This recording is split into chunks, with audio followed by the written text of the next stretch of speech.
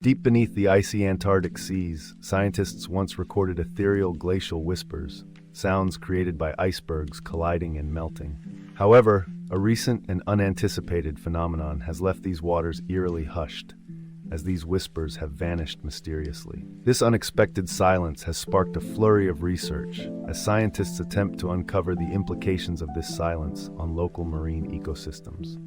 The absence of these sounds might seem trivial, yet it plays a critical role in the navigation and behavior of marine life, impacting everything from feeding patterns to migration.